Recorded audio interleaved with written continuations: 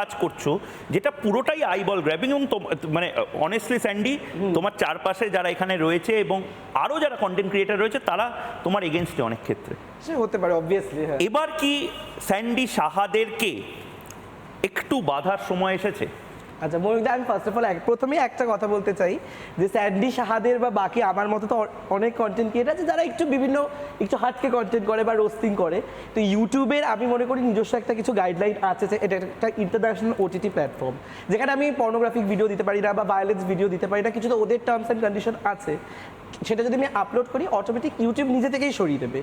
তো আমি মনে করি না এমন কিছু কন্টেন্ট করছি ইউটিউবে সেখানে কোনো সমস্যা নেই, সে ওই কন্টেন্টটা ওখানে রাখছে। যদি তার মানে না, এটা একটা ভালো জিনিস বললে, মানে ফেসবুক ইউটিউব নিজে থেকেই একটা রেগুলেশন, হ্যাঁ একটা গাইডলাইন্স আছে ওখানে, ঠিক আছে, যে আমি এমন কোনো কন্টেন্ট দিতে পারবো না যেটা হার্মফুল সমাজের পক্ষে, সেটা যা হতে পারে সেখানে দাঁড়িয়ে। তো সেইখানে দাঁড়িয়ে ফেসবুক এবং ইউটিউব এত বড় একটা ইন্টারন্যাশনাল ওটিটি প্ল্যাটফর্ম বা ডিজিটাল মিডিয়া, তাদের যখন কোনো সমস্যা হচ্ছে না তাদের মতে তো এটা ঠিক করছি আমি, বা তাদের ক্ষেত্রে এটা কোনো খারাপ কিছু নয় আমার কন্টেন্টগুলো বা বাকি যে ধরনের কন্টেন্টগুলো হচ্ছে। তো তারা যখন মানা করছেন তো সেইখানে দাঁড়িয়ে অনেকের অনেক কিছু পছন্দ, আমার কন্টেন্ট যেমন পছন্দ না, আমি বলতে পারি ডক্টর লুজার যে ডাক্তারবাবু ওনার কন্টেন্ট আমার পছন্দ না। আমি সিরিয়াসলি বলছি, আমি কোনো একদিন ঝরে ঝরে পড়ছে বিরিয়ানি, সেটা আমার দারুণ লেগেছিল, ভদ্রলোক, চাকদার ভদ্রলোক, আমি অবশ্যই রিপাবলিক বাংলা আমি ওনাকে একদিন আনবো, কিন্তু উনি যে ওই একবার ওই ঝরে ঝরে পড়ছে আমাকে দেখালেন, তারপর থেকে শুধু আমার টাইম লাইনে ঝরে ঝরে পড়ছে বিরিয়ানি। দেখো ঝরে ঝরে এটা আমি বেরোবো কি করে? মানে আমাকে তো ফ্যাক্টরি রিসেট করতে হবে ফোনটা। তাহলে তোমার কাছে নট ইন্টারেস্টেড বলে একটা অপশন আছে, তুমি যদি ওটা করো তাহলে ওই ধরনের কন্টেন্ট তোমার কাছে আর আসবে না। যারা যারা বলছে যে ব্যাড ইনফ্লুয়েন্স পড়ছে, যে এই ধরনের ভিডিও যারা যারা করছে, তো ওই ব্যাড ইনফ্লুয়েন্সটা তো আমার মনে হয় ওই কমেন্টটাতে আরও বেশি পড়ছে। যেটা আমি দেখবো, যেটা আমার পছন্দ হচ্ছে আমি দেখবো, যার পছন্দ হচ্ছে না, খারাপ হচ্ছে দেখবে না, ইগনোর করো। বেশ বেশ বেশ, আমি নন্দিনীদির কাছে যাচ্ছি। নন্দিনীদি, ভারতীয় রেগুলেটরি বোর্ডের দরকার বলে মনে করা হচ্ছে, আপনার বক্তব্য কি?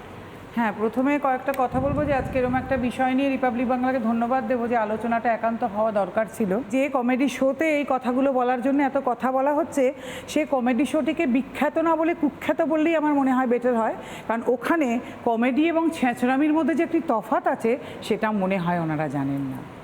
আজকে এই কথাটা এত প্রবল হয়ে উঠলো এই কারণে যে রণবীর এলাহাবাদী বললেন বলে, কারণ ওনার কাছ থেকে আমরা অন্যরকম কথা শুনতে অভ্যস্ত হয়েছি।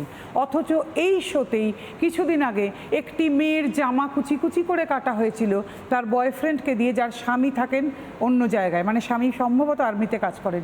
ওই তখন তো আমরা গেল রব উঠিনি, তখন তো আমাদের মনে হয়নি যে একজন নারী, তখনও কন্ট্রোভার্সি হয়েছিল না কন্ট্রোভার্সি না, কিন্তু গেল রব ওঠেনি, শো করতে হয়নি, তো এফআইআর হয়নি, তো তাহলে কেন হয়নি সেই মেয়েটির সম্পর্কে এফআইআর বা ওই ছেলেটির সম্পর্কেও এফআইআর? তখন আমাদের ভারতীয় চিন্তাভাবনা ধ্যান ধারণায় আঘাত করেনি বলুন? আমরা এনজয় করেছি কিন্তু, তাই না?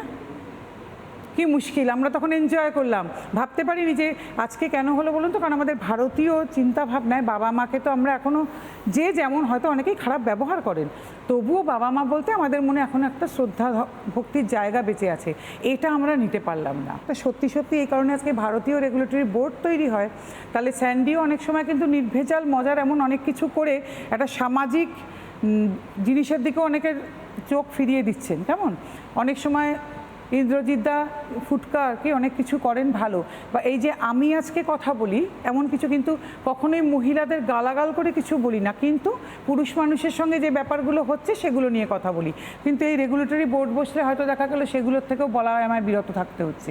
প্রচণ্ড সিরিয়াস ব্যাপারটা হয়ে যাচ্ছে, আমি একটা বাজে জোকস বলে নিই। বেশ, এটা আবার এটার জন্য আবার আমার এখানে ধর্ণা দিতে আসবে না তো কেউ? না, এটা শর্ট ফরম্যাটে ভালো। বেশ, কোনো এক বাবা আর ছেলের কথা হচ্ছে রাত্রিবেলা শুতে যাওয়ার আগে। ছেলে বাবাকে বললো, বাবা আমি না অ্যাস্ট্রোনট হতে চাই। বাবা বললো ঠিক আছে, ঘরে গিয়ে শুয়ে পড়ো, ঘুমিয়ে পড়ো, অনেক হয়েছে। ছেলে তখনই বুঝলো যে অ্যাস্ট্রোনট হওয়া বা স্বপ্ন দেখাটা সেই জিনিস যেটা ঘুমিয়ে পড়ে দেখতে হয়, না হলে হয় না। আমার নয়, কানান গিল বলে একজন আছেন যার একটা শো আছে ইয়োর্স সিনসিয়ারলি, জনরাটাকে বলা হয় dark comedy. So what is dark comedy? এমন কিছু অস্বস্তিকর বিষয় নিয়ে কথা বলা, যে বিষয়গুলো নিয়ে চট করে বাজারে আমরা কথা বলি না। ভারতবর্ষে এই মিডিয়ার যে শেষ স্তম্ভটি সম্ভবত বেঁচে আছে, that is online media, unregulated media. সেখানে যদি এই ডিজিটাল ব্রডকাস্ট বিল, যেটা কোনো একটা সময় হয়তো ঠান্ডা করে চলে গেছিলো, সেটা চলে আসে, আমরা কিন্তু কথা বলতে পারবো না। এক, এবার দ্বিতীয় প্রশ্ন, কি যাবে সেটা কে ডিসাইড করছে? আমরা যদি ক্রিঞ্জ না দেখি তাহলে ক্রিঞ্জ তৈরি হবে না। It's straight and very very very clear. যারা অনুষ্ঠানটা দেখছেন ইনস্টাগ্রামে যান, সার্চ অপশানটায় যান, কি ভিডিও আসবে আপনারা নিজেরাই দেখে নেবেন। এখানেও যারা আছেন প্রত্যেককে বলছি, আমার সেটা বিশ্বাস প্রথমবারও আসবে, মানে প্রথম ডাউনলোড করার পরেও এটা আসবে। একদম কারণ যদি না অ্যালগরিদম পুশ করে, যদি ওই জন্যই তো বানাচ্ছে, কারণ যদি না অ্যালগরিদম নট পুশ করছে ইন্টারেস্টেডটা করা থাকে, যদি না নট ইন্টারেস্টেড বাটনটা ক্লিক করা থাকে। যারা কন্টেন্ট ক্রিয়েটর আমি দেখতে পাচ্ছি তারা যে সাকসেসটা রিচ করেছে এবং খুব মানে এমনভাবে রিচ করেছে যে প্রত্যেকে তাদেরকে দেখতে পাচ্ছে বা প্রত্যেকে তাদেরকে অ্যাকসেপ্ট করতে পারছে, সেটা সবার পক্ষে সম্ভব নয়।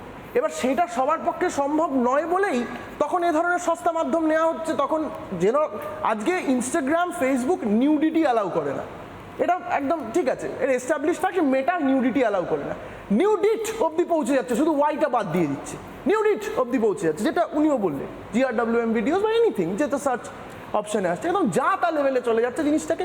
যাতা লেভেল মানে কি? মানে যা তা লেভেলে চলে যাচ্ছে বিভিন্ন রকম ক্ষেত্রে। এই মানে সফট পর্ন এন্ডোর্স করছে। যদি এক্স প্ল্যাটফর্মটায় যাই তাহলে হার্ডকোরও আছে, সেটা অ্যালাউ। আমি ওটাতে ঢুকছি না, গেছে। যেহেতু এক্স হ্যান্ডেল ইলন মাস্ক যেরকম বলেছে, আমি কোনো সেন্সরশিপ না, কিছুতেই যেহেতু রাখবো না। আমি একজন ফিল্ম প্রোডাকশন ফ্যামিলি থেকে আসছি, আমার তো সবার আগে অ্যাডভোকেট করা উচিত সেন্সরশিপ ছড়ে যাক, আরো বেশি আনসেন্সার্ড কন্টেন্ট আসুক। কারণ যত বেশি আনসেন্সার্ড কন্টেন্ট আসবে তত বেশি আমরা চটুল গান দেখাবো এবং অনেক বেশি দর্শক আসবে, অনেক বেশি দর্শক আসবে মানে অনেক টিকিট বিক্রি হবে, অনেক টাকা কামাবো। আমার তো সবার আগে বলা উচিত, কিন্তু এখানে আমাকে আটকে দিচ্ছে আমার সিভিক সেন্সটা, এখানে আমাকে আটকে দিচ্ছে আমার সিভিক সেন্সটা। যারা এই ক্রিঞ্জ কন্টেন্ট বানাচ্ছে তার সঙ্গেই তো লক্ষ লক্ষ ফলোয়ার, আমরা যদি- তারাই তো গিয়ে একটা অডি কিনে স্ট্যাটাস দিচ্ছে যে আজকে আমি আমার স্বপ্ন পূরণ করলাম অডি কিনে। আর যে ছেলেটা মাধ্যমিকে ফার্স্ট হয়েছে, উচ্চ মাধ্যমিকে ফার্স্ট হয়েছে, সে আজকে রিসার্চ করে মাসে 30,000 টাকা স্টাইপেন্ড পাচ্ছে। আর যে শুধুমাত্র এই খারাপ খারাপ কন্টেন্টগুলো করে গেল, সে গিয়ে আজকে অডি কিনে স্ট্যাটাস দিচ্ছে যে আমার স্বপ্ন পূরণ হলো। তাহলে আমি পড়বো কেন, আমি রিসার্চ করবো কেন, আমি দেশকে আগাবো কেন, আমি এই খারাপ কন্টেন্টই করবো? এই বাচ্চাদেরকে এটা শেখাবে কে? সবাই ইন্দ্রজিৎ দার মতো টেক্সামি বাবা নয় যে ইনস্টাগ্রামে গিয়ে তাকে স্ট্রাইক করবে। আমি বুঝতে পারি এটা খারাপ কন্টেন্ট, কিন্তু এটা 15-16 বছরের ছেলের মধ্যে, একটা 14 বছরের ছেলে, তাদের সেই যে অ্যাডোলেসেন্স পিরিয়ড 12 থেকে 18 বছর, তাদের সেই বুদ্ধি নেই যে আমি কোনটা দেখবো। তারা ভাবে যে এই সাফল্যে গেছে এই কন্টেন্ট বানিয়ে, আমিও এই কন্টেন্ট বানাবো। এই যে ডিজিটাল ব্রডকাস্টিং বিলের কথা বলা হচ্ছে, রেগুলেশনের কথা বলা হচ্ছে, যেখানে যেখানে রেগুলেশন আছে সেখানে সেখানে এক্স্যাক্টলি কী কী হয়েছে আমরা সেগুলো দেখতে পাই। প্রেস ফ্রিডম ইন্ডিয়া কোথায়? 2024-এ দ্য নাম্বার ইজ 159th। ময়ূকদা বা অন্যান্য জার্নালিস্টরা অ্যাগ্রি নাই করতে পারে, but it's a global data. অডিয়েন্সের কাছে সেই পার্সপেক্টিভটা যে সে ডিসাইড করছে, রিপ্রেজেন্টেটিভ কে রিপ্রেজেন্ট করবে ডিজিটাল বিলে, কে ডিসাইড করবে যে এটা ঠিক এটা ভুল। আজকে যদি আজকে স্টেট গভর্নমেন্টের কাছে এলে আমি যদি তৃণমূলের এগেনস্টে কথা বলি, তাহলে আমি তাদের বিরোধী। সেন্ট্রাল গভর্নমেন্টের কাছে গেলে আমি তাদের এগেনস্টে কথা বলি, আমি তাদের না, কি মুশকিল এই যে সার্টিফিকেশন বোর্ডের যে কথাটা বলছে, এটা রাজপুত্র আরো ভালো বলতে পারবে হয়তো। সার্টিফিকেশন বোর্ডে তো শুধু তৃণমূল বিজেপির লোক থাকে না। না, ডেফিনেটলি থাকে না। তাহলে উড়তা পাঞ্জাব কেন ব্যান হয়েছিল? উড়তা পাঞ্জাবে 73টা কাট কেন পড়েছিল? আমরা একটা পেশেন্টকে বা একটা কোনো রুগীকে কাটাছেঁড়া করার আগে আমাদের 50টা জায়গা থেকে লাগে আপনার সার্টিফিকেশন, লাইসেন্স অ্যান্ড অল।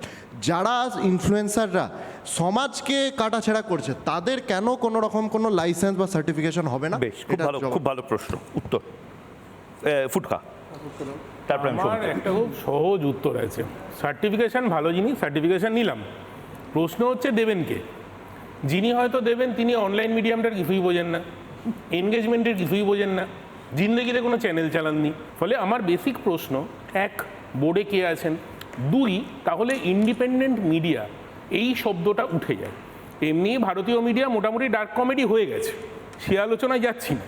যেটুকু বেঁচে আছে সেটুকুও যদি যায় তো হয়ে গেল। স্যান্ডি লন্ডন বা আইল্যান্ড অবধি নাইটি পড়ে গেছে, এরপরে রেগে যেও না স্যান্ডি, নাইটিটা কোনোদিন স্যান্ডির মনে হলো সে হঠাৎ করে নবান্নর সামনে গিয়ে নাইটিটা খুলে দেবে। যদি আমার প্ল্যান ছিল, এটা প্ল্যান ছিল, আমি বলছি না ওর প্ল্যান ছিল।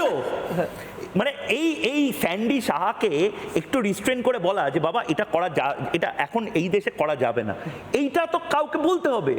ইন্দ্রজিৎ দা, সেটা কে বলবে? সেটা আমার কেউ একটা বলবে, কিন্তু এবং সেই কেউ মানে কতটা ঝাল তাহলে আমাদেরকে সচেতন হতে হবে, আমাদেরকে সচেতন হতে হবে, আমাদেরকে সচেতন হতে হবে। এবং তার থেকেও ইম্পর্টেন্ট ব্যাপার যেটা সেটা হচ্ছে যে হ্যাঁ, যেটা ময়ূকদা বললো যে ক্রিয়েটারদের জানতে হবে যে ভাই এটা ভারত আমেরিকা নয় যেখানে আমি কমেডির বাউন্ডারিটাকে লাগাতার পুশ করে যেতে পারবো। যদি আমি পুশ করি ব্যাকল্যাশ খাবো, অ্যাকসেপ্টেড, মেনে নিতে হবে। যে মানে- ব্যাকল্যাশ খাবো। হ্যাঁ, দেখো মা ফ্লাইওভারের কেসটা একটু পার্সোনালি নিলাম, আমি তখন সত্যি জানতাম না যে ফ্লাইওভারে উঠে মানে এটা জানাটা কর্তব্য নয়। সেটা আমার অজ্ঞতা, এটা জানার কর্তব্য এটা কন্টেন্ট ক্রিয়েটারের না, যে এটা আমার অজ্ঞতা যে আমি জানি না। এটা জানার জন্য কন্টেন্ট ক্রিয়েটার হতে হয় না।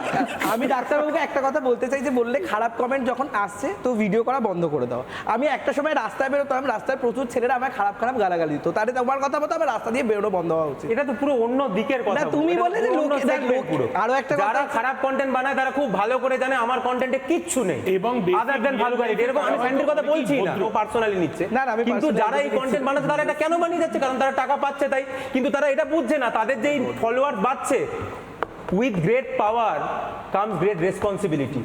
তাদেরকে দেখছে তো 1 মিলিয়ন বাচ্চা কাচ্চা, তাহলে কি শিখছে তারা? এটা ভাবছো না, তুমি বলছো তুমি দেখবে না, আর তুমি না দেখলে বাকি সোসাইটিটা গোল্লায় চলে যাবে। নানা ধরনের কন্টেন্ট দেখার জন্য লাইক করুন, শেয়ার করুন আমাদের ফেসবুক পেজ, সাবস্ক্রাইব করুন আমাদের ইউটিউব চ্যানেল। পাশাপাশি অন্যান্য ব্রেকিং নিউজের জন্য অবশ্যই চোখ রাখুন রিপাবলিক বাংলায়।